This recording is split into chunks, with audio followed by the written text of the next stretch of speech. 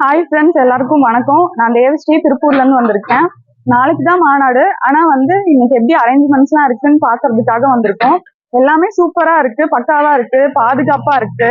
கேர்ள்ஸுக்கு தனியா பாதுகாப்பா நல்ல ஃபெசிலிட்டிஸோட இருக்கு, பாய்ஸுக்கு தனியா பாதுகாப்பா ஃபெசிலிட்டிஸோட இருக்கு. இதே ஃபெசிலிட்டிஸ் பாதுகாப்போட நாளைக்கு இந்த விழாவையும் நடத்தி கொடுக்கணும். இது நம்ம ஊர் திருவிழா. நீங்க தான் முன்ன இருந்து நடத்தி கொடுக்கணும். அலங்காநல்லூர் ஜல்லிக்கட்டு காலம் மாதிரி நாளைக்கு நம்ம தளபதி வருவாரு. அவரை பார்க்க எல்லாரும் ஆர்வமா வருவீங்க. ஆனா அதே அளவுக்கு பாதுகாப்பும் முக்கியம். பாதுகாப்பாவும் இருக்கணும், அதே அளவுக்கு என்ஜாய்மெண்ட்டும் பண்ணணும். முதியோர்கள், கர்ப்பிணி பெண்கள், குழந்தைகள் இவங்கெல்லாம் வரதை தவிர்த்துருங்க. ஏன்னா அவங்களோட சேஃப்டி தான் நம்மளுக்கு முக்கியம். தளபதியை நம்ம 26 எலெக்ஷனுக்கு அப்புறம் நம்ம சிஎம்மா அவரை பார்க்கலாம். நம்ம பக்கத்துலயே இருப்பாரு, நம்மளை பார்க்க வருவாரு, நம்ம கிட்ட பேசுவாரு.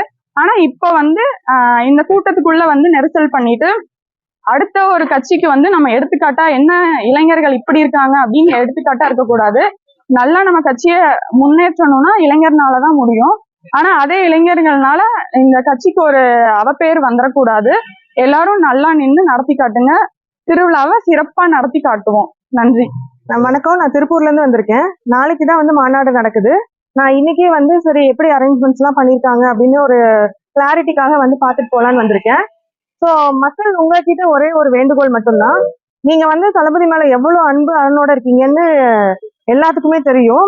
ஸோ அதை நீங்க வெளிப்படுத்துறது மட்டும் இந்த கம்பி மேல ஏறாம போஸ்டர் மேல ஏறாம கொஞ்சம் நீங்க சேஃப்டியா இருக்கணும். உங்க சேஃப்டி ரொம்ப முக்கியம். நானே ஒரு 2-3 மீட்டிங்க்கு வரல. எனக்கும் தளபதி மேல ரொம்ப பாசம் இருக்கு. சோ அதை வெளிக்காட்டணும். ஆனா அதுக்குன்னு ஒரு விதிமுறைகள்னு ஒண்ணு இருக்கு இல்லையா? சோ அந்த வரம்பை மீறி நம்ம நடந்துக்க வேண்டாம் அப்படிங்கிறது மட்டும்தான் என்னோட விருப்பம். ஏன்னா நிறைய பேர் குழந்தைகள் எடுத்துட்டு வரீங்க, கர்ப்பிணி பெண்கள் வரீங்க, வயசானவங்க வரீங்க.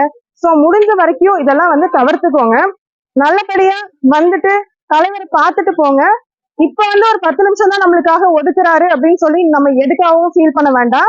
எலெக்ஷன் முடிஞ்சதுக்கு அப்புறம் நம்மளுக்காகவே டைம் ஸ்பெண்ட் பண்ணுவாரு, நம்மளுக்காகவே பேசுவாரு, நம்ம கூடயே பயணிப்பாரு.